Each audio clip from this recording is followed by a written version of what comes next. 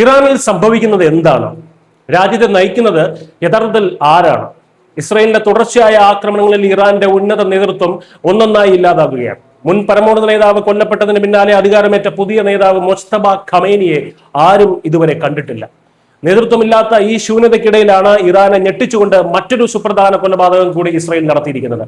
ഇസ്രയേലിന്റെ ഈ നീക്കത്തിൽ കടുത്ത രോഷാഗ്നിയിലാണ് ഇറാന്റെ പരമോന്നത ദേശീയ സുരക്ഷാ കൗൺസിൽ സെക്രട്ടറിയും ഏറ്റവും പ്രമുഖനുമായിട്ടുള്ള സിവിലിയൻ നേതാവുമായിട്ടുള്ള അലി ലാരിജാനിയെ ഇസ്രയേൽ വ്യോമാക്രമണത്തിൽ വധിച്ചു.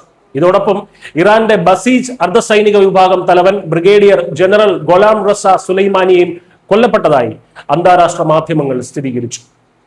ലാരിജാനിയുടെ വധത്തിന് നിർണായകവും വേദനാജനകവുമായ ഒരു തിരിച്ചടി നൽകുമെന്ന ഇറാൻ സൈനിക മേധാവി അമീർ ഹത്താമി മുന്നറിയിപ്പ് നൽകിയിട്ടുണ്ട്. എങ്കിലും ഇസ്രയേലിന്റെയോ അമേരിക്കയുടെയോ ഉന്നത നേതൃനിരയിൽ ഒരാളെ പോലും ഇറാൻ ഇതുവരെ തൊടാൻ കഴിഞ്ഞിട്ടില്ല എന്നതൊരു വസ്തുതയായി നിലനിൽക്കുന്നു.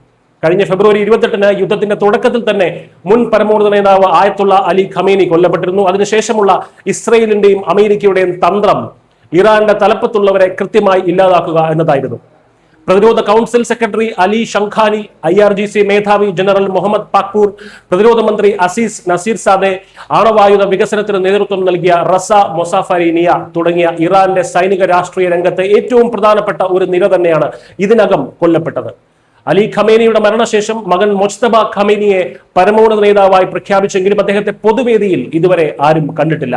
മൊജ്തബയ്ക്ക് ഗുരുതരമായി പരിക്കേറ്റിട്ടുണ്ടെന്നും ഒരുപക്ഷെ അദ്ദേഹം ജീവനോടെ ഇല്ലായിരിക്കാം എന്നും അമേരിക്കൻ പ്രസിഡന്റ് ഡൊണാൾഡ് ട്രംപ് പ്രതികരിച്ചിരുന്നു. ഏറ്റവും ഒടുവിൽ കൊല്ലപ്പെട്ട അലി ലാരിജാനി ആയിരുന്നു മിതവാദികളുമായി ബന്ധമുള്ള ഒരേ ഒരു പ്രധാന ഇറാൻ നേതാവ്. അദ്ദേഹത്തിന്റെ മരണം ഇറാനിലെ തീവ്ര നിലപാടുകാർക്ക് കൂടുതൽ അധികാരം ലഭിക്കാൻ കാരണമായേക്കാം. ഇത്രയധികം ഉന്നത നേതാക്കൾ കൊല്ലപ്പെട്ടിട്ടും ഇറാന്റെ സൈനിക വ്യൂഹം തകർന്നിട്ടില്ല എന്നതാണ് ഏറ്റവും വലിയ പ്രത്യേകത. മൊസൈക് ഡിഫൻസ് എന്ന വികേന്ദ്രീകൃത പ്രതിരോധ തന്ത്രമാണ് അവർ ഉപയോഗിക്കുന്നതെന്നാണ് ഇറാൻ അവകാശപ്പെടുന്നത്.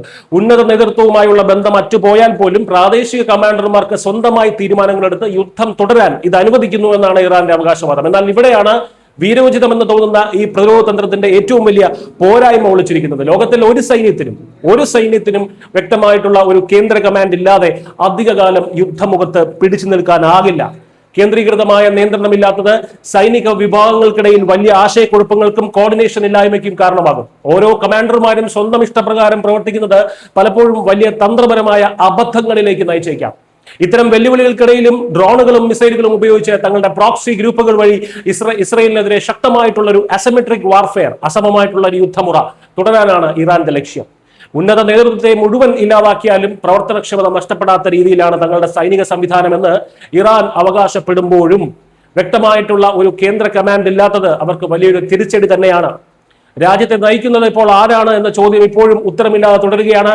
സാങ്കല്പികമായിട്ടുള്ള ഒരു നേതൃത്വത്തിന് കീഴിൽ കൃത്യമായ ഏകോപനമില്ലാതെ പ്രതികാരദാഹത്തോടെ ഇറാൻ നടത്തുന്ന നീക്കങ്ങൾ പശ്ചിമേഷ്യയെ കൂടുതൽ സങ്കീർണവും വിനാശകരവുമായിട്ടുള്ള ഒരു യുദ്ധത്തിലേക്കാണ് നയിക്കുന്നത്. നിലവിലെ സാഹചര്യത്തിൽ എന്ത് വലിയ പ്രത്യാക്രമണവും എപ്പോൾ വേണമെങ്കിലും പ്രതീക്ഷിക്കാം. എന്നാൽ വ്യക്തമായൊരു നിയന്ത്രണമില്ലാത്ത ഈ നീക്കങ്ങൾ ഒരുപക്ഷെ ഇറാന് തന്നെ വലിയൊരു വിനയായേക്കാം. News desk Malayalam.